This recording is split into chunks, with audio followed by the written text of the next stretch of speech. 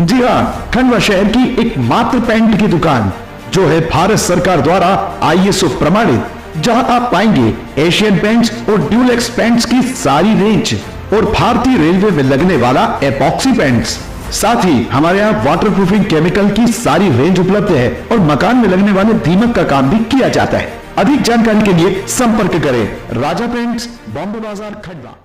मध्य प्रदेश के खंडवा में पिछले महीने एक व्यापारी के गोदाम से पकड़ा गया लगभग 740 बोरी खाद अमानक निकला। कृषि विभाग ने विभिन्न लेबोरेटरी में इस खाद के 13 सैंपल भेजे थे जो जांच में पूरी तरह गलत पाए गए। लेबोरेटरी से जांच रिपोर्ट आने के बाद कृषि विभाग ने अब अलग से प्रतिवेदन बनाकर पुलिस को भेजा है। इस आधार पर व्यापारी के खिलाफ दर्ज अपराध में अन्य धाराओं में भी मुकदमा चलेगा। बता दें कि खंडवा जिले के छैगांव माखन ब्लॉक में पिछले महीने एक टेंट व्यवसायी सद्दाम पठान के गोदाम से अलग अलग प्रतिष्ठित कंपनियों के टैग लगे हुए खाद की 740 बोरी जब्त की गई थी। इस व्यापारी के पास ना तो खाद बेचने का लाइसेंस था और न ही नामी कंपनियों की ओर से कोई अधिकृत अनुबंध था। कृषि विभाग ने इस खाद को जब्त कर इसके सैंपल देश की अलग अलग लेबोरेटरी में भेजे थे। लेबोरेटरी जांच में ये खाद पूरी तरह अमानक पाया गया। कृषि विभाग ने पुलिस को एक प्रतिवेदन भेजा है जिसमें इस नकली खाद के कारण किसानों के साथ जो धोखाधड़ी हुई है उसके बारे में डिटेल जांच कर अपराध दर्ज किया जाएगा। कृषि विभाग ने उन प्रतिष्ठित खाद की कंपनियों को भी पत्र भेजा है जिनके नाम का नकली टैग लगाकर यह खाद बेचा जा रहा था।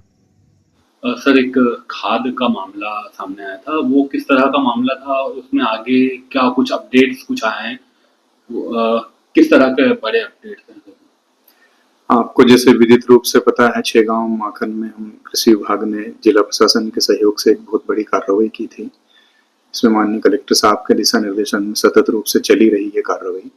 इसी तारतम्य में हमने वहाँ पे 700 बोरी से अधिक जो खाद जब्त की थी उसके सैंपल लिए थे। उन सैंपलों को हमने विभिन्न प्रयोगशालाओं में भेजा था, अलग अलग प्रयोगशालाओं में। शुरू में 12 सैंपल लिए थे, फिर हमको जरूरत लगी तो एक सैंपल और लिया हमने। इसे कुल 13 सैंपल की रिपोर्ट अभी आई है और वो रिपोर्ट पूरी सभी लगभग अमानक है, पूरे सैंपल ही। और उस अमानक रिपोर्ट के तारतम्य में हमने जो भी आगे की कार्रवाई करनी है उसके लिए एक प्रतिवेदन हम संबंधित थाना क्षेत्र में दे रहे हैं ताकि वो उस पे जो FIR हो चुकी है उस पे और भी धाराएं लगे और भी कार्रवाई सख्त रूप से हो सके। इसी संबंध में ये सारी कार्रवाई की किस व्यक्ति के यहाँ से जब्त किया गया था, किसके खिलाफ कार्रवाई की गई? ये सद्दाम पठान थे जिनके यहाँ से कार्रवाई की गई थी। और इसमें एक विशेष बात ये रही थी कि बहुत सारी जो प्रचलित ब्रांडेड कंपनियों के नाम से खाद उसमें टैगिंग लगी हुई थी।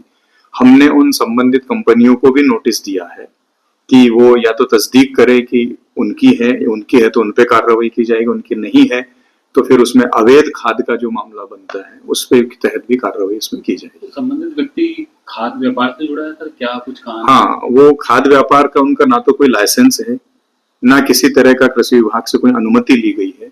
वो एक तरह से पूरी तरह से जो है कहना चाहिए कि अवैध कारोबार की श्रेणी में ही है, क्योंकि यहाँ से कोई लाइसेंस हमने अनुज्ञप्ति कोई जारी नहीं की है उनके नाम से। सर, ये खाद जो है अगर खेतों तक पहुंचा तो किस तरह का नुकसान पहुंचाता है?